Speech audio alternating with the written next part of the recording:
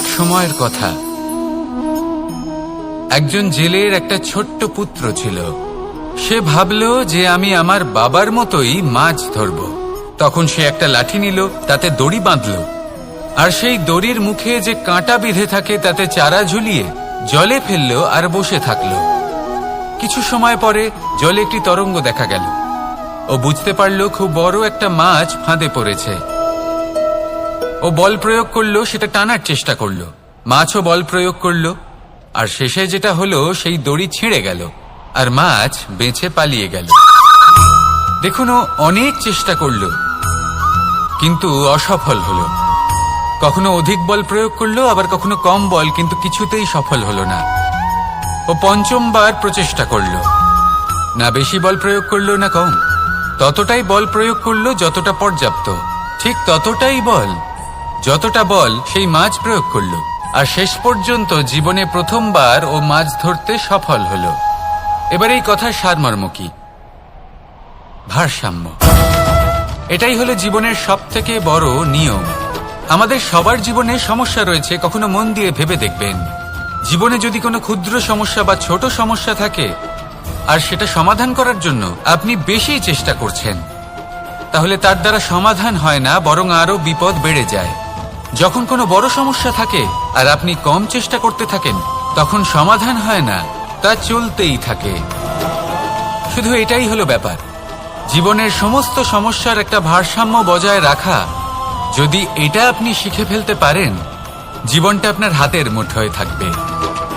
আসুন আমার সাথে ভালোবেসে বলুন, রাধা রাধা। আপনি কখনো কোনো বাজকে নিজের বাসা বানাতে দেখেছেন? এই বাজ যখনই কোনো বাসা বানায় তখন উঁচু গাছের ডালে বা কোনো পর্বতের শিখরে বাসা বানায়, অনেক উচ্চতায়, আর সেখানে তার সন্তানও জন্মগ্রহণ করে। যখন এই সন্তানেরা জন্মায় তখন এই বাজ খুবই ভালোবেসে এবং খুব সাবধানে এদের পালন পোষণ করে। নিজের ঠোঁট দিয়ে তাদের ঠোঁটে খাবার পরিবেশন করে। কিন্তু যেই সেই সন্তানেরা হৃষ্টপুষ্ট হয়ে যায় এবং সেই কথা বাজ নিজে বুঝতে পেরে যায়, সেই বাজ নিজেই সেই বাসা ছিন্ন ভিন্ন করে দেয়। সেই সন্তান যাদের সবেমাত্র ডানা গজিয়েছে, কিভাবে উড়তে হয় তারা জানে না, সেই সন্তানগুলিকে উচ্চতা থেকে ঠেলে দেয়। সেই সন্তান প্রথমে ভয়ভীত হয়ে যায়। তারা সামনে মৃত্যুকে দেখতে পেয়ে ভয়ের কারণে তাদের ডানা ঝাপটাতে থাকে, আর সেই প্রক্রিয়াতেই সেই সন্তানগুলি উড়তে শুরু করে দেয়। এবার এই ঘটনায় আমরা কি শিক্ষা পেতে পারি? এটাই, যদি আপনি মাতা পিতা হন তাহলে নিজের সন্তানকে অবশ্যই স্নেহ করুন, কিন্তু তাদেরকে নিজের আঁচলের তলায় বেঁধে রাখবেন না। যদি আপনি চান আপনার সন্তান জীবনে উন্নতি করুক, তাহলে নিজের মুঠো থেকে তাদের স্বতন্ত্র করে দিন, এই সংসারে সংঘর্ষ করতে দিন। সেই সন্তান নিজেই বুঝতে পারবে যে জন্মের সময় পাওয়া ডানা কি করে ব্যবহার করতে হয়। আর আপনার চোখের সামনে আপনার সন্তান এই আকাশে উড়তে থাকবে। তাহলে আসুন আমার সাথে ভালোবেসে বলুন, রাধা রাধা। কখনো কোনো চাতককে দেখেছেন? একটা চাতক বর্ষার জন্য অপেক্ষা করে। সেই বর্ষার জলে নিজের তৃষ্ণা নিবারণ করে, নয়তো সারা বছর তৃষ্ণার্ত থেকে যায়। ও আকাশের দিকে তাকিয়ে থাকে আর অপেক্ষা করে যে কবে বর্ষা হবে আর কবে আমি আমার তৃষ্ণা নিবারণ করব। সেখানে অন্যদিকে একটি কাক বা একটা পায়রা, এরা কি করে? যেখানে জল পায় পান করে নেয়, যেখানে খাবার পায় খেয়ে নেয়, আত্মীয় স্বজন বন্ধু বান্ধব যাকেই পায় তার সাথে সময় কাটায়, খাবার খায় আর চলে যায়। এবার এদের মধ্যে মিল কোথায় আর পার্থক্য কোথায়? দুজনের কাছেই ডানা রয়েছে, দুজনেই উড়তে পারে। এই আকাশ হলো ওদের, খাবারের দানা ওদের। পার্থক্য হলো তাদের অভিলাষার, পার্থক্য হলো তাদের আকাঙ্ক্ষার, পার্থক্য জীবন যাপনের ধরনের। এবার যত বেশি আকাঙ্ক্ষা থাকবে, যত দামি জীবন যাপন করার ইচ্ছে থাকবে, তত বেশি কষ্ট আপনাকে সহ্য করতে হবে। আবার অন্যদিকে জীবন যত সরল হবে, জীবন যাপন যত সরল হবে, সমস্যা ততটাই কম হবে। তাই সবসময় চেষ্টা করবেন আপনার মানসিকতা এবং আপনার জীবন যেন সরল হয়। ভালোবাসতে থাকুন। যদি কেউ আপনাকে ভালোবাসে তাকেও আপনি ভালোবাসা ফিরিয়ে দিন। তাদের সাথে কথা বলুন, কিছু তাদের কথা শুনুন, কিছু নিজের কথা বলুন। দেখবেন সকল তাপ উত্তাপ দূর হয়ে গেছে। এটাই তো হলো জীবনের সারমর্ম। তাই প্রেমে থাকুন, ভালোবাসুন, আর ভালোবেসে আমার সাথে বলুন রাধা রাধা। একবার একজন সাধক ওনার শিষ্যদের একটা কাজ দিলেন। একটা দুর্লভ জড়িবুটি নিয়ে আসতে বললেন। এতটাও কঠিন কাজ সেটা ছিল না, কারণ সকল শিষ্য জানতেন যে এই দুর্লভ জড়িবুটি কোথায় পাওয়া যায়। পর্বতের শিখরে। কঠিন কাজ কোনটা? সেখানে পৌঁছনোর সেই পথ যা ছিল কাঁটায় জর্জরিত, পাথরে পরিপূর্ণ, যেখানে পিছলে পড়ার আশঙ্কা রয়েছে এবং গভীর ক্ষত পেতে পারে সবাই। এবার বেশ কয়েকজন শিষ্য গেলেন, তার মধ্যে কয়েকজনই সেই জড়িবুটি নিয়ে আসতে পারলেন। কারণটা কি ছিল? কিছু শিষ্যের মনোযোগ ছিল শুধুমাত্র লক্ষ্যের দিকে, অর্থাৎ পর্বতের সেই শিখরে। কিছু শিষ্যের মনোযোগ ছিল পথের এই সংকটগুলির ওপর। কিছুজন নিজের সমস্ত মনোযোগ, সমস্ত শক্তি কেন্দ্রীভূত করলেন শুধুমাত্র লক্ষ্যের দিকে। বাকিরা মনোনিবেশ করলেন এই সংকটের থেকে নিজেকে বাঁচাতে। কিন্তু যাদের মনোযোগ শুধু লক্ষ্যের দিকে ছিল, শুধু তারাই জড়িবুটি নিয়ে আসতে পারলেন। কারণ কি ছিল? একটা সহজ ব্যাপার যা আমাদের বুঝতে হবে। আমরা যদি লক্ষ্যে পৌঁছতে চাই, তাহলে বিপদের সম্মুখীন তো আমাদের হতেই হবে, আর কোনো বিকল্প নেই। যন্ত্রণাও হবে, পায়ে কাঁটাও হয়তো ফুটতে পারে, হয়তো পড়েও যেতে পারেন, হয়তো রক্তপাতও হতে পারে। কিন্তু তার সাথেই সাফল্য অর্জনের যে আনন্দ, সেটাও পাওয়া যায়। সেই জন্য নিজের মনোযোগ সবসময় লক্ষ্যের দিকে রাখুন, পথের সেই বিপদগুলির দিকে নয়। সত্যি কথা বলতে এই বিপদ এটা কিছুক্ষণের, আজ আছে কাল নাও থাকতে পারে। কিন্তু যদি লক্ষ্যকে প্রাপ্ত করতে পারেন, তাহলে তার আনন্দ আপনার সাথে সারা জীবন রয়ে যাবে। তাহলে লক্ষ্য প্রাপ্ত করুন আর আমার সাথে ভালোবেসে বলুন রাধা রাধা। আমরা কখন উচিত কাজ করি, কখন অনুচিত কাজ করি, কখন পুণ্য করি আর কখন পাপ করি, কখন ন্যায়ের পথে চলি আবার কখন অন্যায়ের পথে চলি, তা দুজন ব্যক্তি বুঝতে পারেন, পরমাত্মা আর অন্তরাত্মা। এবার প্রত্যেক মুহূর্তে কি হয় পরমাত্মা সবই জানেন, তার কাছে কিছুই গোপন নয়। কিন্তু প্রত্যেক মুহূর্তে আপনার কি করা উচিত সেটা উনি এসে আপনাকে বলতে পারবেন না। সেই জন্য আমাদের ভেতরে অন্তরাত্মা আছে, আমাদেরই চেতনার একটি অংশ। একবার চোখ বুঝে দেখুন, অন্তরাত্মার মধ্যে নিমজ্জিত হয়ে ভাবুন আর বোঝার চেষ্টা করুন। এই অন্তরাত্মা সবসময় আপনাকে শুভ কাজ করার জন্য প্রেরিত করেন আর অশুভ কাজ করা থেকে বিরত করেন। এই অন্তরাত্মার কথা মানতে থাকুন, পরমাত্মা সবসময় আপনার কাছেই পাবেন। আসুন আর আমার সাথে ভালোবেসে বলুন রাধা রাধা। মানুষের জীবনে দুই ধরনের আবেগ থাকে যা চিরকাল তার সাথে বসবাস করে। প্রথম স্বপ্ন, দ্বিতীয় অজুহাত। মানুষ হাজার হাজার স্বপ্ন দেখতে পারে, আমাকে এই কাজ করতে হবে, আমাকে ওখানে ঘুরতে যেতে হবে, আমায় জীবনে এই অসম্ভব কাজ বাস্তবায়িত করে দেখাতে হবে, আদি ইত্যাদি। এবার ঠিক যেমন স্বপ্ন দেখেন, সেইভাবে অজুহাতও খুঁজে নিয়ে আসেন। আমি এই স্বপ্ন পূরণ করতে পারলাম না, কারণ আমাকে কেউ সাহায্যই করল না, কারণ আমি দুর্বল হয়ে পড়েছিলাম, কারণ আমার কাছে সময়ই ছিল না, আদি ইত্যাদি। এবার সাফল্য এবং অসফলতার মাঝখানে এই ধরনের সংঘর্ষ হতে থাকে। সাফল্য তখন লাভ করা সম্ভব যখন আপনার স্বপ্ন আপনার অজুহাতের থেকে অনেক বড় হয়, আর অসফলতা তখন পাবেন যখন আপনার অজুহাত আপনার স্বপ্নের থেকে অনেক বড় হয়। আপনি যদি সাফল্য লাভ করতে চান, তাহলে চেষ্টা করতে থাকুন, পরিশ্রম করুন। যদি অসফল হন তাহলে ভয়ভীত হওয়ার কোনো প্রয়োজন নেই। নিজের ভুল বুঝুন, তাকে শুধরে নিন, আবার চেষ্টা করুন। কিন্তু যদি নিজের জীবনে অজুহাত নিয়ে আসেন, তখন স্বপ্ন কখনো পূরণ হবে না। আসুন আমার সাথে ভালোবেসে বলুন, রাধা রাধা। এমন কিছু রয়েছে মানুষের মনে, তাদের জীবনে এমন এক আবেগ যা সর্বজন বিদিত, যা সবাই জানেন যে উপস্থিত আছে। সেটাকে আমরা সমস্যা বলে থাকি। এমনিতে আমরা সকলেই জানি যে এমন কোনো গৃহ নেই যেখানে মৃত্যুর ছায়া পড়েনি, এমন কোনো বৃক্ষ নেই যার দ্বারা ওষুধ তৈরি সম্ভব নয়, এমন কোনো অন্ন নেই যা সময়ের সাথে বিষ বা অমৃতে পরিণত হতে পারে। এবার এই সমস্যাগুলি কোনো ব্যক্তির জন্য সমস্যা হতে পারে, কিন্তু নিজে থেকে এরা কোনো সমস্যাই নয়। এরা আসে আমাদের সাহায্য করতে, আমাদের কিছু শেখাতে। আপনি নিজেই দেখুন, পর্বতের শিখর থেকে কোনো এক পাখি পড়ে গিয়ে নিজের প্রাণ ত্যাগ করলো। সেটা কখন সম্ভব? যখন সেই পাখি ওড়ার চেষ্টাই করে না। তখন যখন কোনো ব্যক্তি জলে পড়ে যান এবং ডুবে গিয়ে নিজের প্রাণ হারান, এর সম্ভাবনা কখন বেশি থাকে? যখন সেই ব্যক্তি সাঁতার কাটার চেষ্টাই করেন না।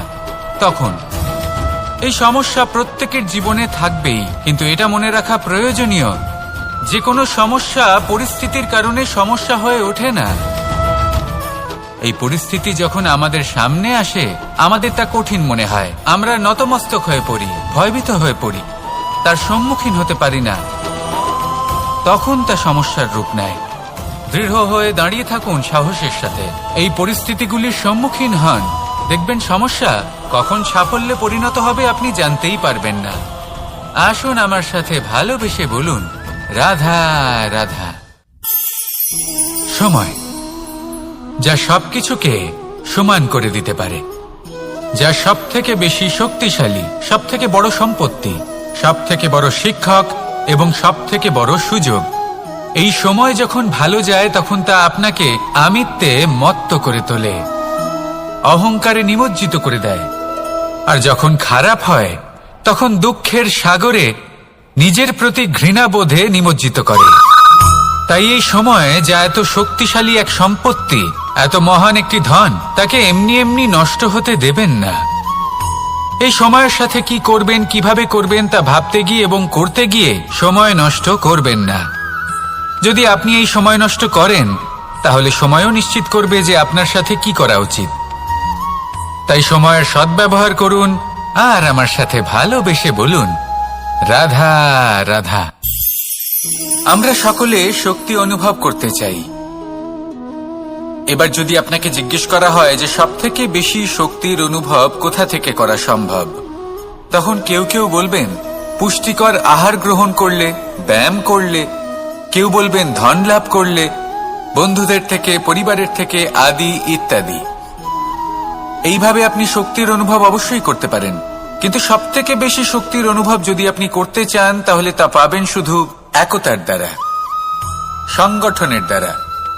যদি আপনাকে উদাহরণ দিই, নিজের এই হাতটাকে দেখুন, 5টা আঙুল রয়েছে। কোনো একটা বস্তুকে নিজের একটা আঙুল দ্বারা তুলে ধরার চেষ্টা করে দেখুন, বড়ই কষ্ট হবে। তখন আপনি বুঝতে পারবেন যখন এই 5টি আঙুল একত্রিত হয় তখন কোনো কাজ কতটা সহজ হতে পারে। এটাই হলো শক্তি, একতার। সব থেকে ভালো উদাহরণ যদি আপনাকে দিই, তাহলে বাঁশি। এই বাঁশি থেকে অত্যন্ত মধুর সুর নির্গত হয় যা সবার মন প্রসন্ন করে দেয়। এই কথা সত্যি, কিন্তু এই বাঁশি আমি একটা বা দুটো আঙুল দিয়ে বাজাতে পারবো না। আমাকে প্রত্যেকটা আঙুল ব্যবহার করতেই হবে, তবেই এর থেকে মধুর সুর নির্গত হবে যা সকলকে প্রসন্ন করবে, ঠিক কিনা? ঠিক এইভাবেই যদি আপনি চান যে আপনার জীবনরূপী বাঁশি থেকেও মধুর সুর নির্গত হোক বা সবার মনকে প্রসন্ন করে তুলুক, তাহলে আপনাকেও জীবনে একতা নিয়ে আসতেই হবে। আপনি একাও কর্ম করতে পারেন, পথ চলতেও পারেন, সামনেও এগোতে পারেন, সাফল্যও লাভ করতে পারেন। কিন্তু যখন সকলে একসাথে এগোবেন, সেই পথে চলবেন, সেই কর্মই করবেন, তখন লক্ষ্যে অবশ্যই পৌঁছবেন, সাফল্য অবশ্যই লাভ করবেন। কিন্তু সেই সাফল্য এবং তার আনন্দর সংমিশ্রণটাই একটু অন্যরকম হবে। তাই জীবনে ঐক্যবদ্ধ হন, একসাথে মিলে এগোতে থাকুন আর আমার সাথে ভালোবেসে বলুন রাধা রাধা। জীবনে দুই ধরনের আবেগ রয়েছে যার কোনো মূল্য নেই। আমার কথার অর্থ এটা নয় যে এদের কোনো গুরুত্ব নেই, গুরুত্ব যথেষ্টই রয়েছে, শুধু এদের জন্য আপনাকে কোনো মূল্য দিতে হয় না।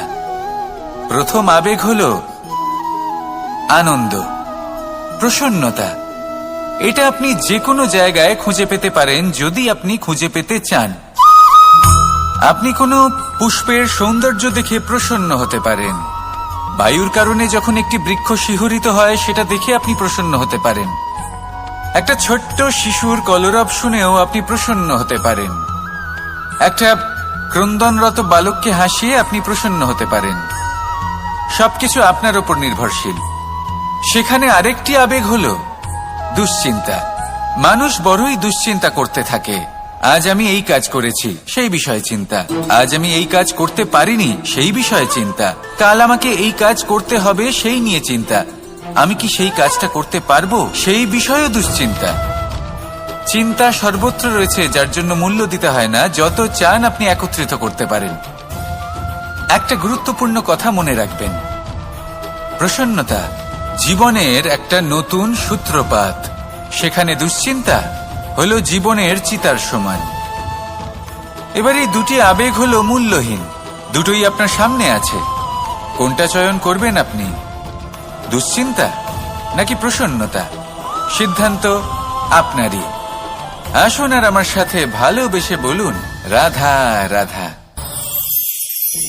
ধন, সম্পত্তি, এগুলো আসলে কি? এগুলো শুধু সেই মূল্য যার দ্বারা আমরা কোনো কিছু অর্জন করতে পারি। এবার এই ধনের দ্বারা এই সংসারে অনেক কিছু লাভ করা সম্ভব, কিন্তু সেই সবকিছুই শুধুমাত্র ভৌতিক বস্তুই হবে, ভৌতিক সামগ্রী, ভৌতিক সুবিধা। অর্থাৎ আপনার কাছে যতই ধন থাকুক, তা আপনাকে শান্তির ঘুম এনে দিতে পারবে না, আপনাকে জীবনের বাস্তব সুখের অনুভূতি লাভ করাতে পারবে না, কারণ এগুলো ভৌতিক ধন। এ ভৌতিক বস্তুই অর্জন করাতে সক্ষম। বাস্তবিক ধন কি?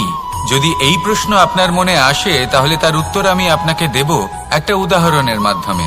কখনো আপনি শুনে থাকবেন যে একজন পিতা আজীবন অনিষ্ট করেন, অনর্থ করেন, খারাপ কাজ করেন শুধু ধন অর্জনের জন্য।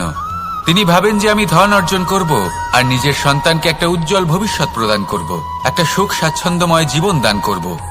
এবার সন্তান যখন জন্ম লাভ করে, তখন সে ভাগ্যের জোরে সেই ধন ভোগ করে।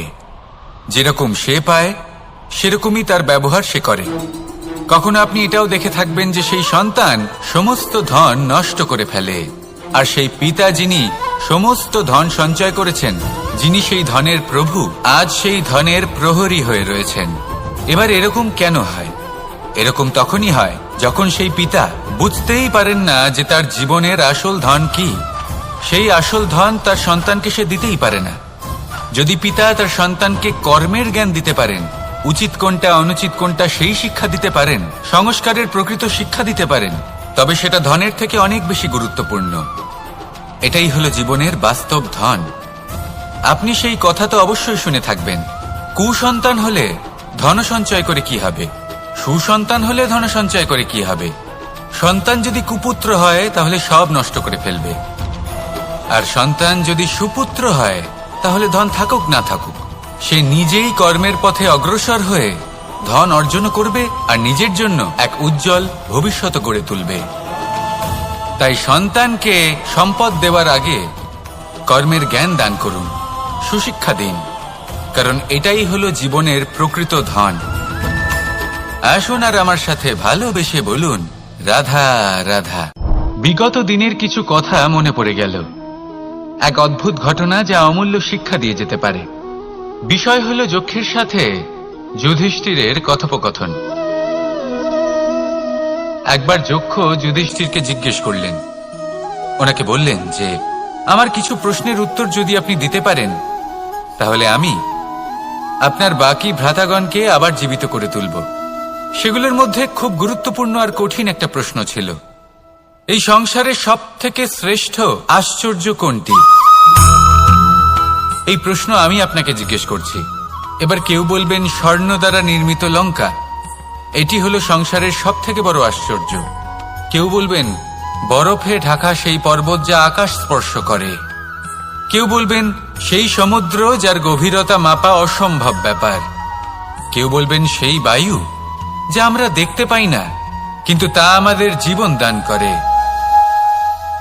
সংসারের সব থেকে বড় আশ্চর্য কি, সেই প্রশ্নের উত্তর যুধিষ্ঠির দিয়েছিলেন, আর তা ছিল শ্রেষ্ঠ উত্তর এবং উচিত। উনি বলেছিলেন যে সংসারে প্রতিদিন কোনো ব্যক্তি জন্ম লাভ করেন আর কোনো ব্যক্তি মৃত্যুও লাভ করেন। এবার এই কথাটা সবাই জানেন, সবাই বোঝেন যে যখন জন্মেছি তখন কোনো একদিন আমিও অবশ্যই মৃত্যু লাভ করব। এবার যখন এই কথা প্রত্যেকটা মানুষ জানেন, তখন কেন প্রত্যেক মানুষ এই চিন্তায় থাকেন, এই নিয়ে কষ্ট পান, এই নিয়ে ব্যাকুল হয়ে থাকেন যে উনি একদিন মৃত্যু লাভ করবেন, তার থেকে দূরে পালাতে চেষ্টা করেন। বলেন যে আমি মৃত্যু লাভ করতে চাই না। কেন? যেখানে কোনো না কোনো দিন এটা অবশ্যই হবে। এ হলো ব্রহ্ম সত্য। এই যে ব্যাকুলতা, এই ভয়, এই যন্ত্রণা, এই চিন্তা তার মনকে বাঁচতেই দেয় না, এই জীবন অনুভবই করতে দেয় না। সেই জন্য এই চিন্তা, ব্যাকুলতা, ভয় এসবের কি লাভ? কোনো লাভ নেই। সেই জন্য যতক্ষণ জীবনযাপন করছেন প্রত্যেক মুহূর্ত যেন শ্রেষ্ঠ হয়, আনন্দময় হয়, প্রেমের দ্বারা পরিপূর্ণ হয়, সেই চেষ্টা করুন। চেষ্টা করুন যাতে আপনি যে কাজ করছেন তার দ্বারা যেন অন্যের মঙ্গল হয়। এই প্রচেষ্টাই আপনার জীবনকে প্রসন্নতা আর প্রেম দ্বারা ভরিয়ে তুলবে। এই মন সুপ্রসন্ন হয়ে বলবে রাধা রাধা রাধা রাধা। আপনারা হয়তো ভাবছেন কি আশ্চর্য ব্যাপার, প্রত্যেকবার আমি কথা শেষ হওয়ার পরে রাধা রাধা বলি। এইবার আমি আগেই বলে দিলাম। কারণটা কি? কারণ হলো অত্যন্ত বিশেষ। প্রত্যেকবার কথা সমাপ্ত হবার পরে আপনাদের সবার মধ্যে ভালোবাসা বিতরণ করতে চাই, তাই রাধা রাধা বলি। কিন্তু এইবার এই নতুন এবং বিশেষ সূত্রপাতে প্রথমে প্রেম বিতরণ করা অত্যন্ত আবশ্যক। এবার একটা বিষয় আছে যা জানেন হয়তো সকলেই, কিন্তু বুঝতে খুব কম জন পারেন। এই প্রেম, এই আনন্দ, এই সকল কিছুর সূত্রপাত হয় নিঃস্বার্থ আবেগের দ্বারা। ঠিক যেমন একজন মাতাকেই দেখে নিন। যখনই একজন মাতা সন্তানকে জন্ম দেন, তখন এই সংসার ভুলে যায় যে তার জন্য এটা একটা নতুন জন্ম। কারণ একজন নারী তখন একজন মাতৃরূপে নতুন ভাবে জন্ম নেন। একজন নারী স্ত্রী ও গৃহবধূ রূপে কিছু অধিকার লাভ করে থাকেন, কিন্তু তিনি যখন মা হয়ে যান তখন তিনি শুধুই দান করতে শেখেন। নিজের সন্তানের জন্য কত কিছুই না করেন, তাকে বাৎসল্যের সাগরে ভাসিয়ে নিয়ে যান। এই সংসারে রাজকুমার জন্ম নিতেই পারেন, তাকে রাম এবং লক্ষণ কিন্তু মায়েরাই বানিয়ে তোলেন। একজন গোয়ালা জন্ম নেয়, তাকে দ্বারকাধীশ একজন মাই বানিয়ে তোলেন। পিতা হলেন সেই পর্বত যার একটা অংশ হলো তার সন্তান, কিন্তু মা হলেন সেই শিল্পী যিনি একটা পাথরকে খোদাই করে এমন এক মূর্তি গড়ে তোলেন যাকে সকলে পূজনীয় মনে করেন। তাহলে স্মরণ করুন সেই সকল মুহূর্ত যেগুলি আপনি নিজের মাতার সাথে অতিবাহিত করেছেন। অনুভব করতে পারবেন যে কিভাবে এক মুহূর্তেই এই মন প্রফুল্ল হয়ে ওঠে। এবারের কারণ কি? এর কারণ হলো এই জীবনের আসল দ্বারই হলো মমতা।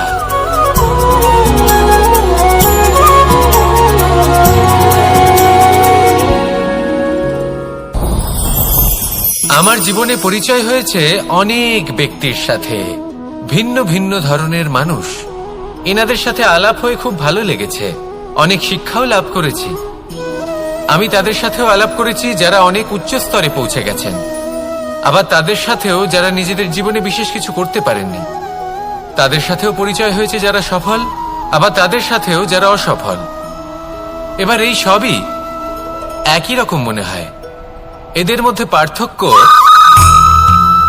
শুধুই মানসিকতার। যখনই কোনো অসফল ব্যক্তির সাথে পরিচয় হয়েছে, তখনই দেখেছি তাদের কাছে সবসময় একটা অজুহাত রয়েছে যে কেন তারা সফল হতে পারেননি। কখনো তারা দোষ দিয়ে থাকেন তাদের ভাগ্যকে, তাদের পরিস্থিতিকে, দোষারোপ করতে থাকেন তাদের মাতা পিতাকে, আত্মীয়দের, বন্ধু বান্ধবদের। কোনো না কোনো অজুহাত সবসময় এদের কাছে থাকে যে কেন তারা সফল হতে পারেননি। সেখানেই যখন সফল ব্যক্তির সাথে পরিচয় হয়, তাদের কাছে সবসময় একটা কারণ থাকে যে কিভাবে এই সমস্যাগুলির ঊর্ধ্বে উঠে সাফল্য লাভ করা যায়। আর সেই কারণ হলো যে যাই হয়ে যাক না কেন, সাফল্য লাভ করতেই হবে। যতই সংঘর্ষ করতে হোক না কেন, যতই সমস্যা আসুক না কেন, সফল আমাদের হতেই হবে। এটাই পার্থক্য মানসিকতার। সত্যি কথা বলতে, আপনার আজকের এই মানসিকতা হলো আপনার আগামী ভবিষ্যতের ইমারতের ভিত। এই মানসিকতা যতটা প্রবল হবে, যতটা শুভ হবে, আপনার ভবিষ্যৎ ততটাই বিশাল এবং সুন্দর হবে। তাহলে সমস্যার উপর নয়, সাফল্যের উপর মনোযোগ কেন্দ্রীভূত করুন, জীবনে এগোতে থাকুন, আর আমার সাথে ভালোবেসে বলুন, রাধা রাধা।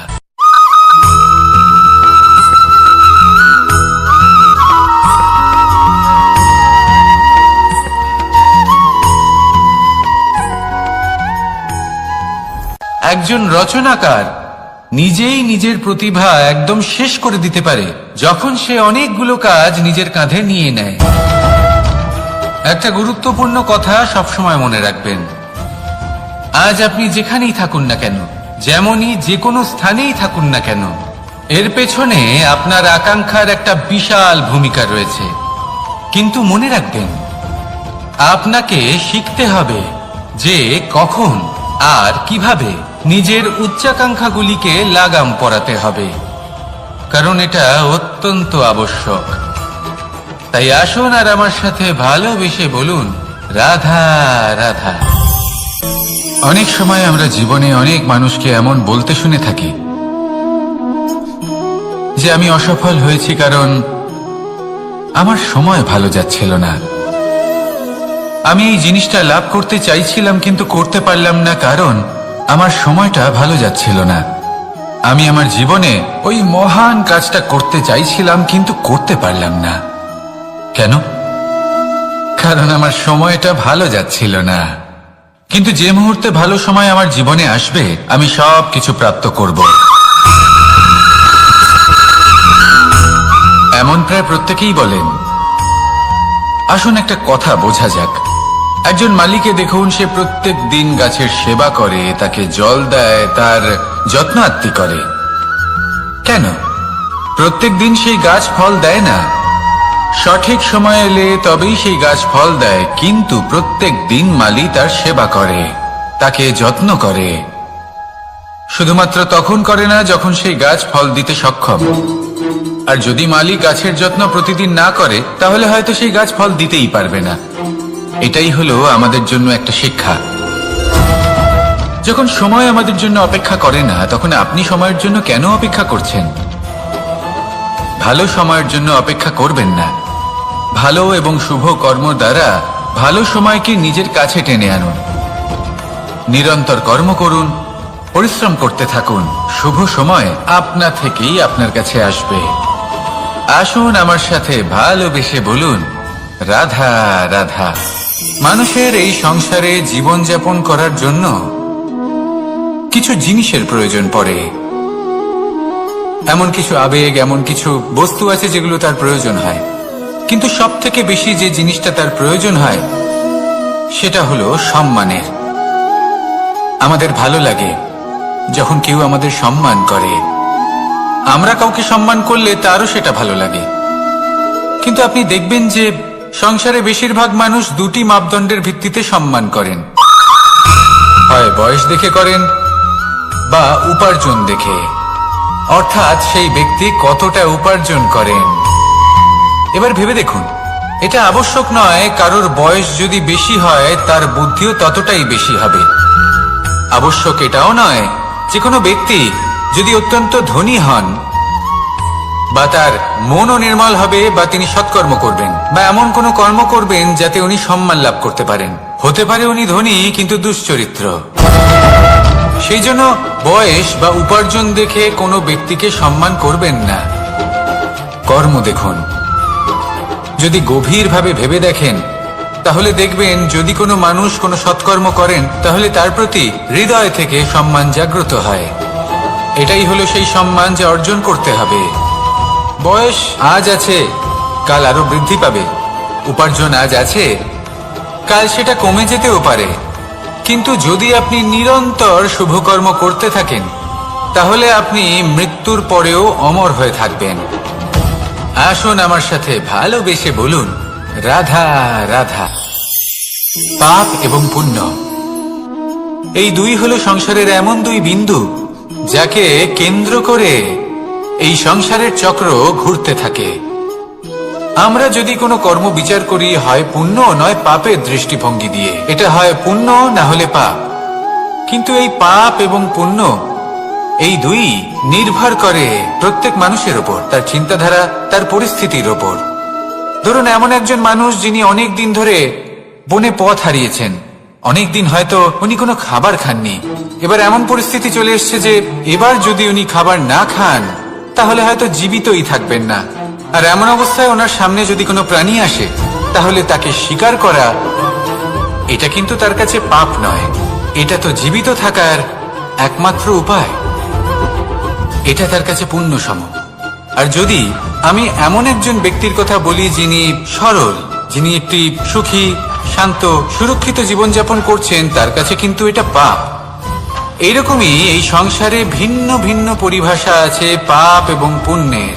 তার মধ্যে যদি আমি আপনাকে একটি সরল পরিভাষা দিই সেটা হলো, জীবনে যখনই কোনো কর্ম করবেন সেটা নিয়ে একটু ভেবে দেখুন যে এই যে কাজটা আমি করছি তার ফলে এই যে অন্য মানুষেরা আছেন এই সংসারে তারা কি দুঃখ পাবেন? যদি তারা দুঃখ পান তাহলে সেটা পাপ।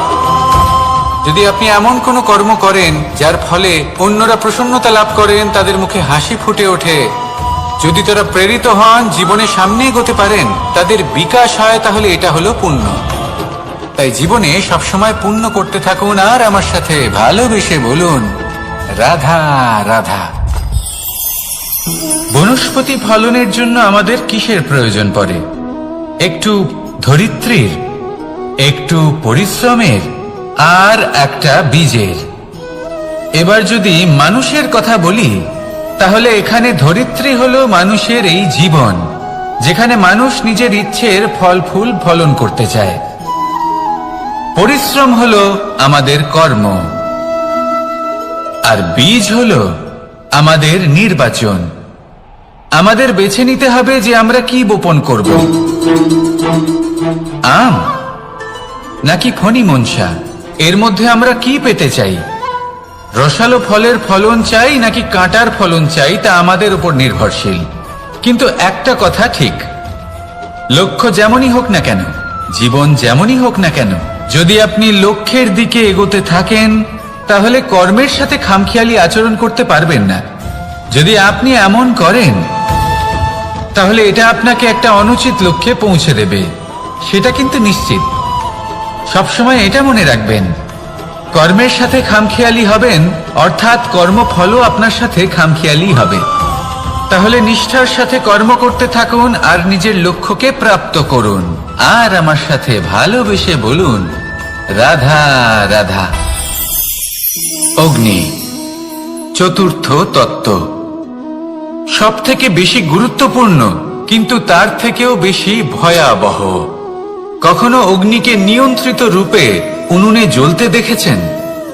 এই অগ্নি আমাদের খাবার বানাতে সাহায্য করে, যা আমাদের শক্তি প্রদান করে।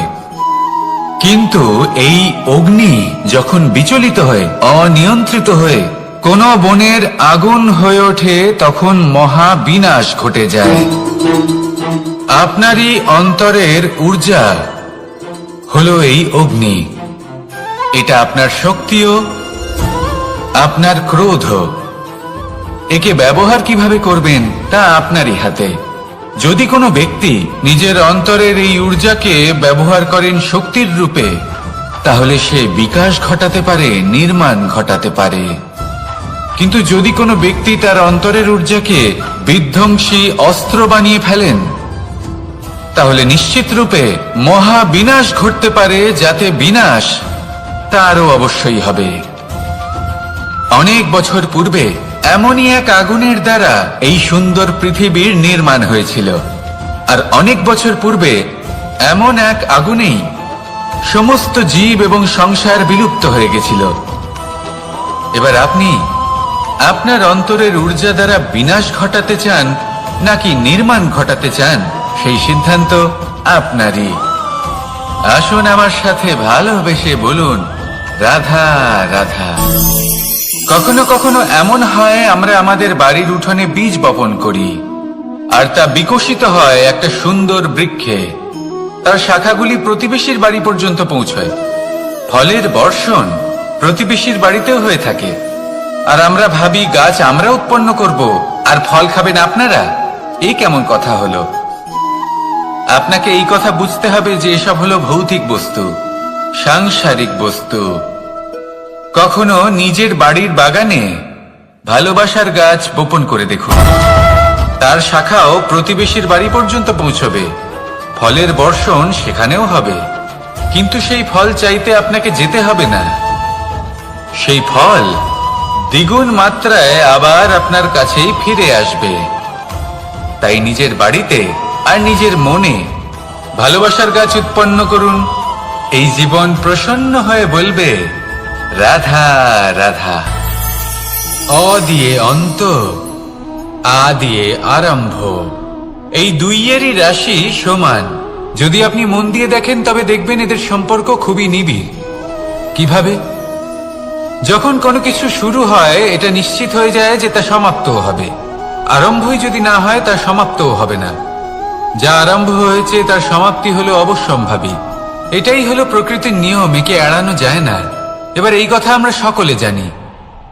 এবার মানুষ কি ভাবে যে সমাপ্তির পরে কি হতে পারে, এর উত্তর তাদের কাছে নেই। তাদের উচিত অন্য কোনো বিষয় ভাবা যা বেশি গুরুত্বপূর্ণ। এবার মানুষ এটা জানে না যে মৃত্যুর পরে কি হতে পারে, কিন্তু এই কথা অবশ্যই জানে যে জন্ম থেকে মৃত্যু পর্যন্ত এই সময়, যাকে আমরা জীবন বলে থাকি, এই সময় আমরা কর্ম করতে পারি। এই কথা তো আমরা জানি। তাহলে এমন কি কর্ম করা যেতে পারে যা আমাদের সমাপ্তির পরও আমাদের প্রাসঙ্গিক করে রাখতে পারে, এই বিষয়ে ভাবা উচিত। যে জন্মগ্রহণ করেছে তার মৃত্যু হবেই, এটা সাধারণ বিষয়। কিন্তু ইতিহাস আজও সেই সকল মানুষজনকে স্মরণ করেন যাদের এই সংসার তাদের মৃত্যু নয়, বরং তাদের জীবনকালে যে কর্ম তারা করেছেন তার দ্বারা মনে রাখেন। সেই কর্মের কারণে এই সংসারে তাদের নাম, তাদের কর্ম, তাদের ব্যক্তিত্ব, তাদের কীর্তি অমর হয়ে থাকে এবং থাকবে। আপনার কাছে এতটা সময় নেই যতটা আপনার মনে হচ্ছে আপনার কাছে আছে। সেই জন্য যত শীঘ্র সম্ভব শ্রেষ্ঠ কর্ম করুন, যতটা পারবেন ততটা অধিক সুকর্ম করুন। এই সংসারে নিজেকে অমর করে তুলুন আপনার মৃত্যুর পরেও। আর আমার সাথে ভালোবেসে বলুন, রাধা রাধা। উমা, এ কি? আমি কখন থেকে এখানে অপেক্ষা করছি, হাত পেতে দাঁড়িয়ে রয়েছি যাতে একটা ফল আমার হাতে এসে পড়ে এবং সেটা আমি খেতে পারি। কখন থেকে অপেক্ষা করছি, কিন্তু সেটা হচ্ছেই না। এবার আপনি বলবেন যে এসব কি বলছি, এ কি অদ্ভুত কথা বলছি। যদি ফল খেতে হয় তাহলে আমাকে বৃক্ষে চড়তে হবে, ফলের কাছে পৌঁছতে হবে, তবেই তো ফল পাবো। এবারে এটা অত্যন্ত সহজ ব্যাপার, কিন্তু এই বিষয়টা আপনি নিজের জীবনের প্রসঙ্গে ভেবে দেখুন। লক্ষ্য কোথায় আছে আপনি জানেন, সেই লক্ষ্যে পৌঁছানোর পথ কি সেটাও আপনি জানেন, সেই পথে চলার ক্ষমতাও আপনার রয়েছে, কিন্তু তাও আপনি নিজের লক্ষ্য লাভ করতে পারছেন না। কেন? কারণ আপনি অপেক্ষা করছেন যে লক্ষ্য আপনার সামনে চলে আসবে, কিন্তু তা হয় না। লক্ষ্য সে যাই হোক না কেন, ধন হোক, প্রেম হোক, কোনো সম্মান হোক বা মোক্ষ হোক, যদি আপনি তার দিকে অগ্রসর না হন তাহলে ফল প্রাপ্তি অসম্ভব ব্যাপার, তা কোনোদিনই হবে না। সেই জন্য আপনার চোখের সামনে আপনি যদি নিজের লক্ষ্যকে দেখতে পান তাহলে উঠুন এবং সেই দিকে অগ্রসর হতে শুরু করুন। নিজের অন্তরের সকল অশুভ গুণ দূর করুন, অলসতা ত্যাগ করুন, অজ্ঞানতা ত্যাগ করে দিন এবং চলতে থাকুন। অবশ্যই মনোবাঞ্ছিত ফল লাভ করতে পারবেন। মনে রাখবেন, চলতে থাকলে তবেই লক্ষ্য প্রাপ্তি হবে। অপেক্ষার দ্বারা শুধুমাত্র মৃত্যু লাভ হবে। আসুন আমার সাথে ভালোবেসে বলুন, রাধা রাধা। পাখি কখন জন্ম নেয়, কখন উড়তে শেখে, কখন বাসা বানাতে শেখে, কখন নিজের মৃত্যু লাভ করে, এসব আমাদের মধ্যে কেউ জানি না। কিন্তু পাখি একটা কথা খুব ভালো করে জানে, যে এই সংসারে যা কিছুই করুক না কেন, এই সংসারে ওকে নিয়ে কিচ্ছু যায় আসে না। এবার আমরা কি করি? কোনো কাজ করার আগে আমরা এটা ভাবি যে এই সংসার যদি আমাকে দেখে ফেলে তাহলে কে জানে এই সংসার কি ভাববে, আমার প্রতিচ্ছবি কেমন তৈরি হবে কে জানে, কে জানে কি হবে আদি ইত্যাদি। এই সব ভাবনায় আমরা মগ্ন হয়ে যাই। কিছুটা এমন ভাবে মগ্ন হই যে বর্তমানের কর্মের এই জীবনের যাত্রাপথে সেই সময়ের আনন্দ উপভোগ করতে ভুলে যাই। এবার দেখুন একটা পাখি কি করে, ওর কর্ম হলো গান গেয়ে চলা। ওই পাখি গেয়ে চলে, কেউ ওর গান শুনুক বা না শুনুক, কেউ আদৌ শুনছে কিনা সেই বিষয়টা নিয়ে সেই পাখির কিছুই যায় আসে না। সেই পাখি নিজের কর্ম করতে থাকে। হয়তো সেই জন্যই আপনি কখনো কোনো পাখিকে কাঁদতে দেখবেন না। এরকমই আপনাকে নিজেকে গড়ে তুলতে হবে। প্রথমে নিজেকে জিজ্ঞেস করুন, এই যে কর্ম আমি করতে চলেছি সেটা কি উচিত? যদি আপনার মনে হয় সেটা উচিত তাহলে সেটা প্রমাণ করুন। এটা ভাববেন না যে এই সংসার কি ভাববে। আসুন আর আমার সাথে ভালোবেসে বলুন, রাধা। বনের মধ্যে যদি আপনি কোনো বিষাক্ত সাপ দেখেন তাহলে কি করবেন? আপনি তখনই তার থেকে দূরে পালাতে চেষ্টা করবেন। আর এটা কেন করবেন? নিজের রক্ষার্থে। এই কথা আমি নয় মেনে নিলাম, কিন্তু নিজের জীবনে এটা করেন না কেন? আপনি যেখানেই যান, যে স্থানেই যান না কেন, প্রত্যেক সময়ে প্রত্যেক মুহূর্তে এমন বিষাক্ত সাপ আপনি অবশ্যই খুঁজে পাবেন। আর সেই সাপ নয় যাদের আপনি বনে খুঁজে পাবেন, এরা হলো সেই সাপ যা আপনাকে পাপ করতে বাধ্য করবে। আপনার অন্তরের বাসনা, ক্রোধ, অহংকার, লোভ, ঈর্ষা এদের বৃদ্ধি ঘটাবে। দেখুন, বনের এই সাপ আপনাকে একবার ছেড়ে দিতেও পারে, ছোবল নাও মারতে পারে, কিন্তু এই যে পাপরূপী সাপ আছে তা অবশ্যই ছোবল মারবে। কর্ম যদি করেন তাহলে অবশ্যই ফল পাবেন। সেই জন্য যখনই কোথাও যাবেন, যদি এমন কাউকে দেখেন, যদি এমন কিছু দেখেন যে আপনাকে পাপ করতে বাধ্য করছে, তাহলে সেই মুহূর্তে সেখান থেকে পালিয়ে যান। যেমন বনের সাপ দেখে আপনি পালাতে থাকেন। সৎকর্মের রক্ষা অত্যন্ত আবশ্যক। আসুন আর আমার সাথে ভালোবেসে বলুন, রাধা রাধা। যদি কোনো সিংহ বানরের মতো গাছে চড়তে চেষ্টা করে তাহলে কি হবে? একটা মাছ যদি মাটিতে হাঁটতে চেষ্টা করে তাহলে কি হবে? তারা বিফলই হবে। কিন্তু এরকম কেন হয়? তার কারণ হলো প্রকৃতির রচনা কিছুটা এরকম। এখানে প্রত্যেকটি ব্যক্তিকে, প্রত্যেকটি প্রাণীকে আলাদা আলাদা গুণের অধিকারী করা হয়েছে এবং সকলকে একটা সীমাও প্রদান করা হয়েছে। এবার এই যে বৃক্ষ, পশু, পাখি, এদের মধ্যে সেই ক্ষমতাই নেই যে এরা নিজেদের যাচাই করতে পারবে, নিজেদের সীমাগুলো বুঝতে পারবে, নিজেদের সদ্গুণগুলো চিনতে পারবে। এরা সেটা করতে পারবে না। কিন্তু মানুষ তো আলাদা। মানুষের কাছে সেই বিশেষ শক্তি আছে যে তারা পূর্ণরূপে নিজেদের যাচাই করতে পারবে, নিজেকে পূর্ণরূপে বুঝতে পারবে, নিজের দোষ, নিজের অপগুণ, নিজের সদ্গুণ, নিজেদের সীমাগুলো তারা বুঝতে পারবে। আর এটা অত্যন্ত গুরুত্বপূর্ণ। কথায় আছে যে যদি সাফল্য লাভ করতে হয় তাহলে নিজেকে যাচাই করে নিতে হবে। তাই নিজেকে যাচাই করুন, নিজের সাথে পরিচিত হয়ে যান এবং জীবনে কর্ম করতে থাকুন। সাফল্যের শিখরে অবশ্যই পৌঁছে যাবেন। আর ওখানে যদি যান তাহলে এই মন প্রসন্ন হয়ে অবশ্যই বলবে, রাধা রাধা। অন্ধকারাচ্ছন্ন রাত্রি যদি এসে থাকে তাহলে আলোকিত প্রকাশ নিয়ে সূর্যও অবশ্যই আসে। রোগ যদি এসে থাকে তাহলে তার ওষুধও অবশ্যই আসে। সমস্যা যদি আসে তাহলে সেই সমস্যার সমাধানও নিজে থেকেই আমাদের কাছে চলেই আসে। এই সংসার, এই জীবনের শুধুমাত্র একটাই নিয়ম আছে, আর তা হলো এটাই, এই সংসার হলো একটা চক্রের মতো, এতে শাশ্বত বলে কিছু নেই, নিত্য বলে কিছু নেই। আর যা কিছুই রয়েছে সব বদলাতে চলেছে। যদি আপনার জীবনে দুঃখ থাকে, সমস্যা থাকে, যদি আপনি বিপদ দ্বারা আচ্ছন্ন, তাহলে মনে রাখবেন সবকিছু বদলে যেতে চলেছে। দুঃখের সময় কাঁদবেন না, মনকে আরো দুঃখী করে তুলবেন না, কারণ এখানে যা কিছুই এসেছে তা যাওয়ার জন্যই এসেছে। তাহলে এত চিন্তা কিসের? আনন্দ সহকারে জীবন যাপন করুন, আর আমার সাথে ভালোবেসে বলুন রাধা রাধা। রাত্রিবেলায় যখন আলোকিত জোনাকিদের দেখেন তখন মন প্রসন্ন হয়ে ওঠে। এদের দেখতে খুবই সুন্দর লাগে। আর এমন ঠিক কেন হয়? প্রথম হলো এটাই যে রাতের বেলায় চতুর্দিক অন্ধকারাচ্ছন্ন থাকে। এমত অবস্থায় যদি আমরা কোথাও একটু প্রকাশ দেখি, তাহলে সেটাই আশার কিরণের ন্যায় মনে হয়। সেই প্রকাশই আমাদের মন প্রসন্ন করে তোলে। আর সেই জন্য যে সকল মানুষ রাতের বেলায় কোনো জোনাকি দেখতে পান তারা প্রসন্ন হয়ে যান। এবার কখনো কখনো জীবনে আমাদের মনে হয় যে চতুর্দিকে শুধুমাত্র অন্ধকারই হয়ে আছে, প্রত্যেকেরই তা কখনো মনে হয়। আর তখনই আমাদের নিরাশ হলে চলবে না, আমাদের দুঃখী হলে চলবে না। সেই সময় আমাদের খুঁজতে হবে নিজেদের আশেপাশে, চতুর্দিকে, আর কোথাও না কোথাও আমরা প্রকাশ অবশ্যই দেখতে পাবো, আশার একটা কিরণ অবশ্যই দেখতে পাবো। কেউ এমন একটা কর্ম করেন যেটা দেখে আমরা প্রেরিত হয়ে যাই, আর এমন কোন কর্ম যদি আপনারা করেন তাহলে সেই কর্ম আপনার মনকে প্রসন্ন ভাব, আনন্দ এবং ভালোবাসা দ্বারা ভরিয়ে তুলবে।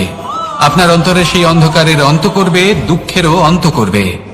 আর এই মন প্রসন্ন ভাব নিয়ে বলবে রাধা রাধা। মনুষ্য জীবনের সব থেকে বেশি গুরুত্বপূর্ণ বিষয় হল মনের একাগ্রতা। এই সংসারের যে কটি মহান কার্য সম্পাদন হয়েছে তা হল মনের এই একাগ্রতার একমাত্র ফল। আপনি অবশ্যই দেখে থাকবেন অনেক ছোট বড় নদী যা বয়ে চলে তাদের সামনে একটা বাঁধ নির্মাণ করা হয় সেই সব নদীর জল সঞ্চয় করতে। বাঁধ হয়ে গেলে প্রয়োজন মতো বা মনের ইচ্ছে মতো তাকে ব্যবহার করা সম্ভব। এবার এটাই আমাদের মনের সাথেও সম্ভব। আমাদের মনের একাগ্রতা আজকের দিনে দাঁড়িয়ে বিভিন্ন ধরনের বিকার, ক্রীড়া এবং ভোগের মধ্যে ভাগ হয়ে গেছে। একে একত্রিত করতে হবে, একটা বাঁধ নির্মাণ করতে হবে, কর্মের বাঁধ। আপনাকে শুধু এটাই করতে হবে, যেটা উচিত কর্ম সেটাই করুন, যেটা অনুচিত কর্ম সেটা করা থেকে নিজেকে বিরত রাখুন। ব্যাস, এই কাজটাই আপনি করতে থাকুন, করতে থাকুন। মনের মধ্যে একাগ্রতার বাঁধ নির্মাণ করুন। আর একবার যদি তা নির্মাণ হয়ে যায় তাহলে যখন চাইবেন, যেখানে চাইবেন, যতটা চাইবেন একাগ্রতা প্রয়োগ করতে পারবেন। আর একবার যদি আপনি এটা শিখে যান তাহলে এই সংসারকে বদলে ফেলার মতো কাজ আপনি করতে পারবেন, সমাজকে শুধরাবার মতো কাজ করতে পারবেন। তাহলে এই মনকে একাগ্র করুন আর আমার সাথে ভালোবেসে বলুন রাধা রাধা।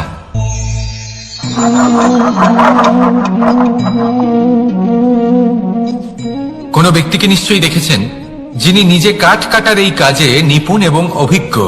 এবার আপনারা দেখবেন যে তার মনোযোগ সমস্ত কাঠের ওপর থাকে না, তার মনোযোগ থাকে শুধুমাত্র একটা কাঠের ছোট্ট একটি অংশের ওপর, যেখান থেকে তার টুকরো করা হচ্ছে।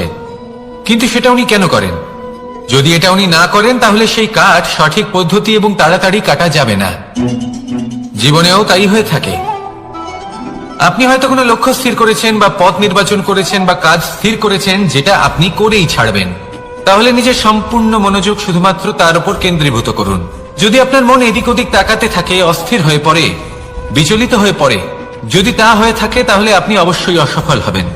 তাই কর্মঠ থাকুন, নিরন্তর কর্ম করতে থাকুন এবং পূর্ণ মনোযোগ দিয়ে নিজের কাজ করুন। নিজের পথে অগ্রসর হন বা নিজের লক্ষ্য প্রাপ্ত করতে চেষ্টা করুন। তারপর দেখুন কি হয়, কিভাবে উচিত পথে এবং তীব্র গতিতে আপনার লক্ষ্য আপনার কাছেই পৌঁছে যায়।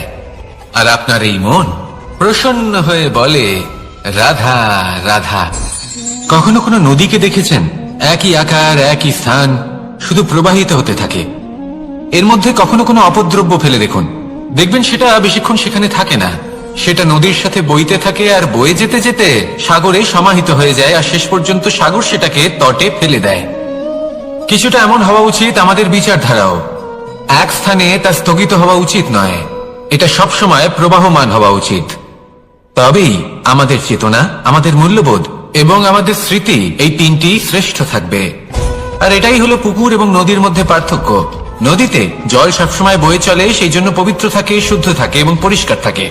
আর সেখানে এই পুকুরের তলদেশে সব জমা হতে থাকে, আর সেই জন্য তা অপবিত্র হয়ে যায়। তাই সবসময় এই বিচারধারা প্রবাহমান রাখুন। যদি মনে কোনো ভাবনা চলে আসে, সেখানেই থেকে যায় এবং বিদ্যে থাকে, তাহলে তা বের করে দিন, তাকেও বয়ে যেতে দিন, এবং তার যা উত্তর হবে তা সময়ের সাথে আপনার সামনেই চলে আসবে। শুধুই নদীর মতো প্রবাহমান হন আর আমার সাথে ভালোবেসে বলুন, রাধা রাধা। এই সংসারে সাফল্য লাভ করার জন্য জ্ঞানের প্রয়োজন হয়, পরিশ্রমের প্রয়োজন হয়, দৃঢ় নিষ্ঠার প্রয়োজন হয়, নিরন্তর চেষ্টা করা প্রয়োজনীয়। কিন্তু আরো কিছু আছে যা অত্যন্ত প্রয়োজনীয় এবং গুরুত্বপূর্ণ। তা হলো ভালো বন্ধু। তাদের থাকা অত্যন্ত প্রয়োজনীয়। যদি ভালো বন্ধু থাকে, তাহলে সময় এলে তারা ঢাল হয়ে আপনাকে সুরক্ষা করবেন। সময় এলে অস্ত্রের মতো শত্রুকে সংহারও করবেন। যদি তিনি জ্ঞানী হন, তাদের মধ্যে সদ্গুণ থাকে, তাহলে এই সব গুণ আপনার মধ্যেও প্রবেশ করবে। তাহলে সাফল্যের জন্য ভালো বন্ধু পাওয়া অত্যন্ত প্রয়োজনীয়। কিন্তু শুধু বন্ধু কেন, ভালো শত্রুও থাকা প্রয়োজনীয়। এবার আপনি ভাববেন, এ আমি কি বললাম? যদি আপনার জীবনেও ভালো অর্থাৎ শক্তিশালী শত্রু থাকে, তাহলে আপনিও শক্তিশালী হতে থাকবেন। এই শত্রু আপনাকে প্রেরিত করবে আরো বেশি শক্তিশালী হয়ে ওঠার। কখনো কোনো হরিণকে দেখুন, তীব্র গতিতে দৌড়তে থাকে। কেন তীব্র গতিতে দৌড়ে? এই কারণে নয় যে কোথাও তার জন্য মধুর ঘাস অপেক্ষা করে রয়েছে, না। সে এই কারণে তীব্র গতিতে দৌড়ে কারণ সেটা না করলে তার পেছনে একটি সিংহ আছে যে ওকে নিজের ভোজন করে ফেলবে। তাই জীবনে বিপদ, সংকট, এই সবকিছুও হলো অত্যন্ত গুরুত্বপূর্ণ। তার সম্মুখীন হতে শিখুন আর আমার সাথে ভালোবেসে বলুন, রাধা রাধা। আমরা সবাই ফল খাই, কিন্তু আমাদের সেই ফলই প্রিয় হয় যে পরিপক্ক হয়ে ওঠে, যেটা নম্র হয়, আর যে ফল অনেক বেশি মিষ্টি আর সুস্বাদু হয়ে থাকে, যাদের রঙে বাহার দেখা যায়। সেইভাবে জীবনে আমরা নানান মানুষের সাথে পরিচিত হই, কিন্তু সেই মানুষই আমাদের মন ছুঁয়ে যায় যারা বিনম্র স্বভাবের, যাদের বাণী খুব মধুর, যাদের অন্তরে আত্মবিশ্বাসের একটা তেজ, একটা রং দেখা যায়। এবার এমন ব্যক্তি আমরা কি করে হব? ঠিক সেইভাবেই যেমন একটা ফল রোদ, বর্ষা, শীত, বায়ু, এই সকল সংকটময় পরিস্থিতির সম্মুখীন হয়ে পরিপক্ক হয়ে ওঠে, সেইভাবেই মানুষ সংকটময় পরিস্থিতির সম্মুখীন হয়ে পরিপক্ক হয়ে ওঠেন। যদি এই সংকটের সম্মুখীন হন, তাহলে অভিজ্ঞ হবেন, আর এই অভিজ্ঞতাই শিক্ষা দিয়ে যাবে। এই অভিজ্ঞতা আমাদের শিখিয়ে দেয় যে আমাদের বিনম্র থাকতে হবে। অহংকার করে কোনো লাভ নেই। মধুর বাণীর যে কি মূল্য তা আমরা শিখতে পারি। এই অভিজ্ঞতাই আমাদের বুঝিয়ে দেয় যে উচিত অনুচিত কোনটা, আমাদের দৃষ্টিভঙ্গি তৈরি করে, আর এই দৃষ্টিভঙ্গি দ্বারা আত্মবিশ্বাস জাগ্রত হয়। সেই জন্য জীবনে কখনো বিপদ থেকে দূরে পালাবেন না, সেগুলোর সম্মুখীন হন, অভিজ্ঞতা লাভ করুন, তার থেকে শিক্ষা লাভ করুন, এইভাবেই পরিপক্ক হবেন। আসুন আমার সাথে ভালোবেসে বলুন, রাধা রাধা। ধন সঞ্চয় করা সম্ভব, আর সেই জন্য ধন সব থেকে বেশি মূল্যবান সম্পত্তি নয়। এবার আপনি বলবেন, এ আমি কি বলছি? এই ধন খুব মূল্যবান, আমরা সকলে অর্জন করতে ব্যস্ত। সেটা এই কারণে, কারণ আপনারা জানেন না এই সংসারের সব থেকে বেশি মূল্যবান সম্পত্তি কি। এ হলো সেই সম্পত্তি যা কখনো সঞ্চয় করা সম্ভব নয়। আপনার কাছে যতই ধন থাকুক, তা দিয়ে আপনি স্বাস্থ্য লাভ করতে পারেন, বাড়ি কিনতে পারেন, আদি ইত্যাদি। কিন্তু আপনি যতই ধনী হন না কেন, ফেলে আসা দিনের একটা মুহূর্ত আপনি লাভ করতে পারবেন না। এই একটা মুহূর্ত, এই সময়, এটাই হলো সংসারের সব থেকে মূল্যবান সম্পত্তি। একবার চলে গেলে তা কখনোই ফিরে আসে না। আর এই মুহূর্ত যতই চলে যাক না কেন, আমরা স্মৃতির মাধ্যমে সেগুলি যাপন করতে পারি, তার আনন্দ উপভোগ করতে পারি, আর যার সাথে আমরা সময় অতিবাহিত করেছি তার স্মৃতিতে আমরা চিরকাল জীবিত থাকতে পারি। সেই জন্য সময় সব থেকে মূল্যবান সম্পত্তি, তাকে এইভাবে নষ্ট করবেন না। প্রত্যেকটা মুহূর্ত উপভোগ করুন, আনন্দ করুন, আর ভালোবেসে বলুন, রাধা রাধা। কনক, কি সুন্দর একটা শব্দ। এর অনেকগুলো রূপ রয়েছে, অনেকগুলো অর্থ রয়েছে। প্রথম অর্থ হলো স্বর্ণ, অর্থাৎ সম্পত্তি। দ্বিতীয় অর্থ ধুতুরা, অর্থাৎ গাছের ছোট একটা বীজ, যা কিনা অত্যন্ত শক্তিশালী হয়। যদি বেশি মাত্রায় এর প্রয়োগ করা হয়, তাহলে এটা বিষময় হয়ে উঠতে পারে। এই হলো সেই ধুতুরা যার প্রয়োগ মহাদেবের পুজোতে করা হয়। এবার প্রশ্ন হলো এটাই যে এই স্বর্ণ এবং এই ধুতুরার মধ্যে মিল কি রয়েছে। মিল হলো এটাই যে এই দুটোই মানুষকে মত্ত করে তোলে। ধুতুরা মানুষকে তখন মত্ত করে যখন তাকে সেবন করা হয়, কিন্তু স্বর্ণ, ধন, সম্পত্তি, মানুষ এটা যতটাই অর্জন করে নেয় সেটাই যথেষ্ট। এই স্বর্ণ মানুষের ভাবনা চিন্তা করার ক্ষমতাকে বশ করে ফেলে। মানুষ সম্পত্তির লোভে মত্ত হয়ে ওঠে, কারণ যে যত চমৎকারী, যতটা অমূল্য হয় তাকে সামলানো কিন্তু ততটাই কঠিন, তাই না? তাই মনে রাখবেন, ধন, স্বর্ণ, সম্পত্তি এগুলো ধুতুরার থেকেও অনেক বেশি বিষাক্ত হতে পারে। তাই এর উপর আত্মসংযমের একটা কবচ পরিয়ে রাখবেন এবং বিবেকের শক্তির সাথে এগুলো প্রয়োগ করুন, তবেই কল্যাণ হবে। আসুন আমার সাথে ভালোবেসে বলুন, রাধা রাধা। আমার কাছে যশোদা মা যেমন, আমার কাছে দেবকী মা যেমন, আমার কাছে ঠিক তেমনই হলেন গোমাতা। এবার ভেবে দেখার বিষয় হলো এটা যে এই সংসারে অসংখ্য প্রাণী আছে, একজন গাইকে একজন মায়ের মর্যাদা কেন দেওয়া হয়? তাহলে এর অনেকগুলো কারণ আছে। এই গাই অর্থাৎ গোমাতা, এনারা হলেন অত্যন্ত শান্ত, শান্তিপ্রিয়, কখনো কারোর কোনো ক্ষতি করতেই পারেন না। গোমাতা যে দুধ নিজের বাছুরকে পান করান সেই দুধই আমাদেরও দেন। সেই দুধ পান করে আমরা শক্তি লাভ করি। এই দুধ থেকে আমরা মাখন, ঘি, পায়েস এইসব সুস্বাদু খাবার লাভ করি। গোমাতার গোবর আমাদের জ্বালানি হিসেবে সাহায্য করে, যার ফলে খুব কম সংখ্যক কাঠ ব্যবহার করা যায় এবং বেশিরভাগ জঙ্গল সুরক্ষিত থাকে। গোমাতার গোমূত্র সেটাও আমাদের কাছে লাভজনক। এর দ্বারা আমরা অনেক রোগ থেকে মুক্তি লাভ করতে পারি। গোমাতা যখন একটি বাছুরকে জন্ম দেন তখন সেই বড় হয়ে আমাদের ক্ষেত কর্ষণ করে। সেই জন্য গাইকেও জীবনে মায়ের মর্যাদা দেবেন। যতটা সম্ভব তাকে সেবা করুন এবং ভালোবেসে তাকে পালন করুন। এই মন নিজে থেকেই প্রসন্ন হয়ে বলবে, রাধা রাধা। মধু কারই না পছন্দ বলুন তো?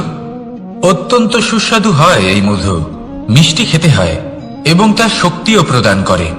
এবং প্রত্যেকটি মিষ্টি পদার্থের মতোই এতেও খুব তাড়াতাড়ি পিঁপড়ে ধরে যায়। অন্যদিকে যদি নুনকে দেখি, তাহলে বছরের পর বছর রাখলেও এতে পিঁপড়ে ধরে না। এবার যদি কথা বলি বন্ধুত্বের, তাহলে বন্ধুত্ব নুনের মতো হওয়া উচিত, মধুর মতো নয়। যারা সামনে এলে শুধুমাত্র মধুর মধুর কথা বলবে, পরে এতে পিঁপড়ে ধরে যাবে, এটা নুনের মতো হওয়া উচিত। প্রকৃত বন্ধু হলো সে যে সময় এলে পরে আপনার সামনে আপনার প্রকৃত সত্য তুলে ধরবে, তা সে যতই কঠিন হোক না কেন। আপনার দোষ, আপনার অপগুণ, আপনার খামতি আপনাকে বলতে পারবে, যাতে আপনি সেগুলো শুনে মেনে নিয়ে তারপর নিজেকে শুধরোতে পারেন। এটাই হলো প্রকৃত বন্ধুত্ব। কখনো নিজের জীবনের আশেপাশে মন দিয়ে দেখবেন, অনেক সময় এমন মানুষ থাকেন, অনেক বন্ধু থাকেন যাদের দেখে আমাদের মনে হয় যে এনারা খুব কঠোর, এনাদের কথা খুব কটু। কিন্তু বেশিরভাগ এমন মানুষের মনটা যদি বুঝতে পারেন, তাহলে দেখবেন তাতে কোনো মালিন্য নেই। এনাদের মন অত্যন্ত পবিত্র হয়। যদি আপনার জীবনেও এমন কোনো ব্যক্তি থেকে থাকে, এমন বন্ধু থাকে, তাহলে তাদের আগলে রাখুন আর আমার সাথে ভালোবেসে বলুন, রাধা রাধা। যতক্ষণ আমরা এই সংসারে জীবিত, ততক্ষণ আমাদের সাথে সবকিছু থাকে। আমাদের ধন, সুখ স্বাচ্ছন্দ্য, আমাদের মিত্রগণ, আমাদের পরিবার, এই সমাজ, এই সবকিছু আমাদের সাথে থাকে। যেদিন আমরা এই সংসারকে ত্যাগ করব, এদের মধ্যে কেউ আমাদের সাথে যাবে না, না ধন, না স্বাচ্ছন্দ্য, না সম্পত্তি। এই সকল মানুষ, এই সমাজ, এরা শুধুমাত্রই শ্মশান পর্যন্ত আমাদের সাথে থাকতে পারবেন। তারপরে যদি আমাদের সাথে কিছু যেতে পারে, তাহলে তা শুধুই আমাদের ধর্ম। আর এই সংসারে আমরা নিজেদের যে সুনাম রেখে যাই, সেটা সম্ভব শুধুমাত্র কর্মের দ্বারা। সেই জন্য সংসারে যতদিন পর্যন্ত জীবিত আছেন, যদি কিছু অর্জন করতে চান, তাহলে ধর্ম অর্জন করুন, ধর্মের বিষয়ে স্পষ্টতা অর্জন করুন এবং কর্ম অর্জন করুন। এটাই হবে আপনার অতীত এবং এটাই হবে আপনার ভবিষ্যৎ, এবং এটাই সকলকে প্রেরণা প্রদান করবে। আসুন আমার সাথে ভালোবেসে বলুন, রাধা রাধা। এই পরিবার হলো আমাদের জীবনের একটা অমূল্য সম্পদ, অমূল্য এক আশ্রয়, যা এই সংসারে হয়তো কোথাও আপনি পাবেন না। তাই একে আগলে রাখুন। পরিবার সেই গাছ। আসুন আমার সাথে ভালোবেসে বলুন, আর সেই গাছ। আসুন আমার সাথে ভালোবেসে বলুন, রাধা রাধা। অনেক সময় আমরা জীবনে অনেক মানুষকে এমন বলতে শুনে থাকি যে আমি অসফল হয়েছি কারণ আমার সময় ভালো যাচ্ছিল না। আমি এই জিনিসটা লাভ করতে চাইছিলাম কিন্তু করতে পারলাম না কারণ আমার সময়টা ভালো যাচ্ছিল না। আমি আমার জীবনে ওই মহান কাজটা করতে চাইছিলাম কিন্তু করতে পারলাম না। কেন? কারণ আমার সময়টা ভালো যাচ্ছিল না। কিন্তু যে মুহূর্তে ভালো সময় আমার জীবনে আসবে আমি সব কিছু প্রাপ্ত করব। এমন প্রায় প্রত্যেকেই বলেন। আসুন একটা কথা বোঝা যাক। একজন মালিকে দেখুন, সে প্রত্যেক দিন গাছের সেবা করে, তাকে জল দেয়, তার যত্ন আত্তি করে। কেন? প্রত্যেক দিন সেই গাছ ফল দেয় না। সঠিক সময় এলে তবেই সেই গাছ ফল দেয়, কিন্তু প্রত্যেক দিন মালি তার সেবা করে, তাকে যত্ন করে। শুধুমাত্র তখন করে না যখন সেই গাছ ফল দিতে সক্ষম। আর যদি মালি গাছের যত্ন প্রতিদিন না করে তাহলে হয়তো সেই গাছ ফল দিতেই পারবে না। এটাই হলো আমাদের জন্য একটা শিক্ষা। যখন সময় আমাদের জন্য অপেক্ষা করে না তখন আপনি সময়ের জন্য কেন অপেক্ষা করছেন? ভালো সময়ের জন্য অপেক্ষা করবেন না। ভালো এবং শুভ কর্ম দ্বারা ভালো সময়কে নিজের কাছে টেনে আনুন। নিরন্তর কর্ম করুন, পরিশ্রম করতে থাকুন। শুভ সময় আপনা থেকেই আপনার কাছে আসবে।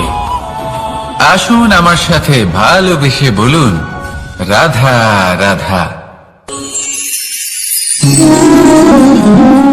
একে বালি বলুন, মাটি বলুন বা ধুলো বলুন, এ দিয়ে কত কিছু করা সম্ভব। এ দিয়ে আপনি নিজের বাসস্থান নির্মাণ করতে পারেন, প্রাচীর গড়ে তুলতে পারেন, অট্টালিকা নির্মাণ করতে পারেন। কিন্তু যদি এই বালিকে আপনি মুষ্টিবদ্ধ করে রাখতে চান তাহলে তা হাত থেকে ফসকে যাবে। আপনি কখনোই একে মুষ্টিবদ্ধ করতে পারবেন না। এরকমই হয় আমাদের জীবন, আর এরকমই হয় সময়। এই মুষ্টিবদ্ধ করা বালির মতো। সময়কে আমরা বাধা দিতে পারবো না, আটকেও রাখতে পারবো না। এ হলো প্রবাহমান। জন্ম থেকে মৃত্যু পর্যন্ত এই যে সময়, তা খুবই সীমিত। আর এই সময় আমরা যেটাই করি তার দ্বারাই আমাদের মূল্য নির্ধারিত হয়। আর এই সংসার থেকে চলে যাওয়ার পরেও এই সংসার এই সব কর্মের জন্যই আমাদের মনে রাখে। তাই যদি আপনি এটা ভাবেন যে আজ যে কর্ম করার ছিল আমি না হয় কাল করে নেব, কাল আমার লক্ষ্যে পৌঁছানোর কথা ছিল আমি পরশু পৌঁছব, না, এই সময় খুব মূল্যবান, একে নষ্ট করবেন না। এই সময়কে সদ্ব্যবহার করুন, মহান হবার পথে অগ্রসর হন। একে যদি মুষ্টিবদ্ধ করে রাখার চেষ্টা করেন এই সময় থেমে থাকবে না। আসুন আমার সাথে ভালোবেসে বলুন, রাধা রাধা। আমাদের মনে যখন কোনো প্রশ্ন ওঠে, কোনো দ্বন্দ্ব জাগে, তখন আমরা যাই আমাদের গুরুর কাছে, আমাদের আরাধ্যের কাছে গিয়ে জিজ্ঞেস করি। এইভাবেই একদিন আমি পৌঁছলাম আমার আরাধ্যের কাছে, আমার মহাদেবের কাছে, আর ওনাকে প্রশ্ন করলাম যে মহাদেব, জীবনে আনন্দ পাওয়ার, উৎসব পালনের, প্রেম ভাগ করে নেবার, জীবনকে উপভোগ করে নেওয়ার সর্বশ্রেষ্ঠ সময় কোনটা? মহাদেব হাসলেন আর উনি বললেন, জীবনে উৎসব পালনের সব থেকে শ্রেষ্ঠ দিন হল মৃত্যুর ঠিক আগের দিনটা। প্রেম ভাগ করে নেওয়ার সব থেকে শ্রেষ্ঠ মুহূর্ত হল মৃত্যুর ঠিক আগের মুহূর্ত। জীবনকে উপভোগ করে নেওয়ার সর্বশ্রেষ্ঠ প্রহর হল মৃত্যুর 1 প্রহর পূর্বে।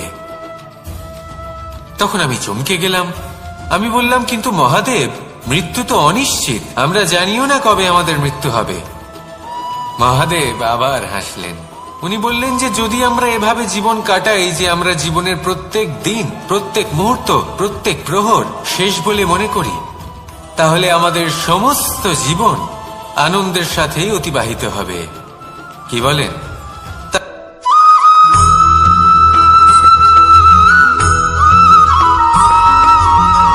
এই সংসারে কোনো বস্তু হোক বা ব্যক্তি হোক, তার একার গুরুত্ব কিন্তু খুব বেশি নয়।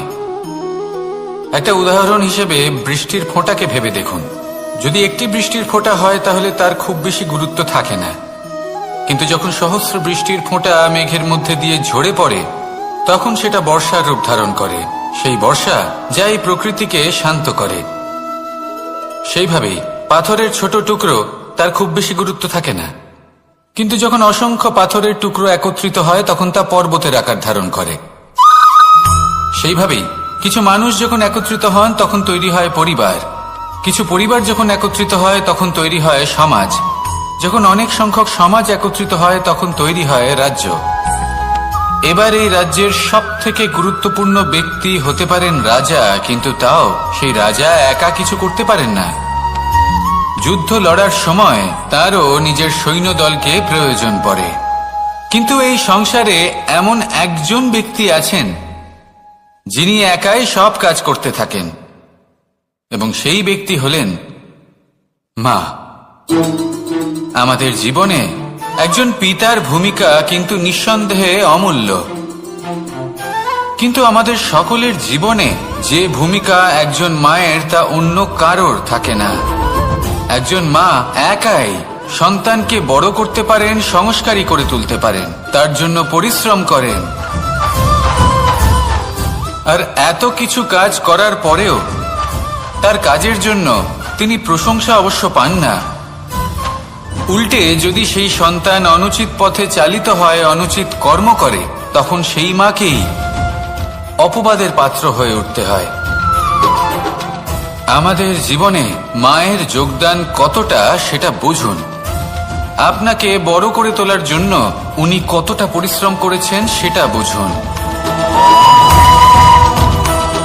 আজ থেকে, এখন থেকে, এই মুহূর্ত থেকে মাকে সম্মান করতে শিখুন। যখন সময় পাবেন, যখন সুযোগ হবে, তখন তার প্রশংসা করুন, ওনারও ভালো লাগবে।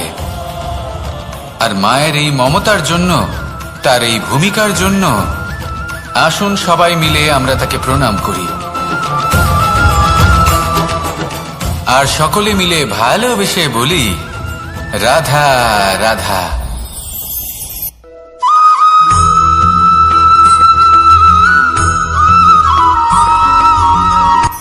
এই সংসারে সাফল্য লাভ করার জন্য জ্ঞানের প্রয়োজন হয়, পরিশ্রমের প্রয়োজন হয়, দৃঢ় নিষ্ঠার প্রয়োজন হয়, নিরন্তর চেষ্টা করা প্রয়োজনীয়। কিন্তু আরো কিছু আছে যা অত্যন্ত প্রয়োজনীয় এবং গুরুত্বপূর্ণ। তা হলো ভালো বন্ধু। তাদের থাকা অত্যন্ত প্রয়োজনীয়। যদি ভালো বন্ধু থাকে তাহলে সময় এলে তারা ঢাল হয়ে আপনাকে সুরক্ষা করবেন। সময় এলে অস্ত্রের মতো শত্রুকে সংহারও করবেন। যদি তিনি জ্ঞানী হন, তাদের মধ্যে সদ্গুণ থাকে, তাহলে এই সব গুণ আপনার মধ্যেও প্রবেশ করবে। তাহলে সাফল্যের জন্য ভালো বন্ধু পাওয়া অত্যন্ত প্রয়োজনীয়। কিন্তু শুধু বন্ধু কেন, ভালো শত্রুও থাকা প্রয়োজনীয়।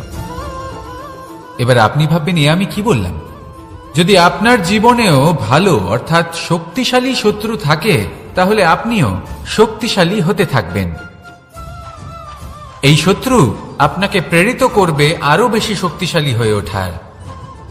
কখনো কোনো হরিণকে দেখুন, তীব্র গতিতে দৌড়তে থাকে। কেন তীব্র গতিতে দৌড়য়? এই কারণে নয় যে কোথাও তার জন্য মধুর ঘাস অপেক্ষা করে রয়েছে, না। সে এই কারণে তীব্র গতিতে দৌড়য় কারণ সেটা না করলে তার পেছনে একটি সিংহ আছে যে ওকে নিজের ভোজন করে ফেলবে। তাই জীবনে বিপদ, সংকট, এই সবকিছুও হলো অত্যন্ত গুরুত্বপূর্ণ। তার সম্মুখীন হতে শিখুন আর আমার সাথে ভালোবেসে বলুন, রাধা রাধা।